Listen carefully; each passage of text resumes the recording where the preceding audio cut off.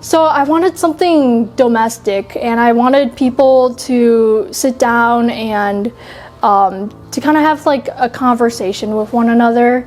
There's this one Hmong tradition called Hupli, which is a spirit calling. And it's this family gathering where everyone gathers at a house, and we are basically doing some spirit calling, which is a cultural type of tradition of ours. So I wanted it to kind of reflect that, because growing up, that's what I was mainly surrounded by. And so you would usually see these platters with some sweets and treats here, and you would also see some nice, kind of like a little display, I'd say. This artwork itself kind of is an amalgamation of my experiences here growing up in America.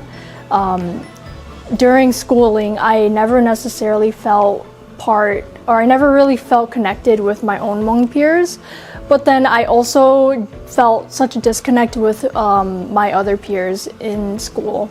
So this piece itself is basically my two identities, one as a Hmong American, or one on my Hmong side, and then the other as my American side, creating this kind of distance between them. But I threaded yarn physically into the middle, so it's kind of this process of reconnecting those two identities together and making them a whole once more. So this one is, again, it's I want to say a condensed history or memory of not only my cultural roots, but also my experiences here in America.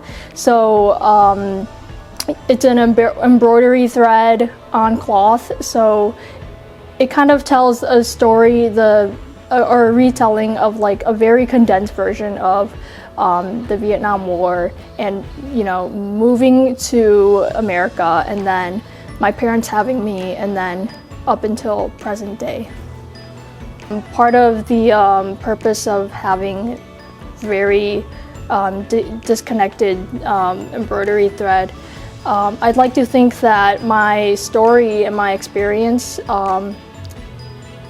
it doesn't just end off on this one story cloth, but it will hopefully continue, and I look forward to expanding my experiences and to continue my story as a Hmong American, and hopefully I can create more story cloths in the future.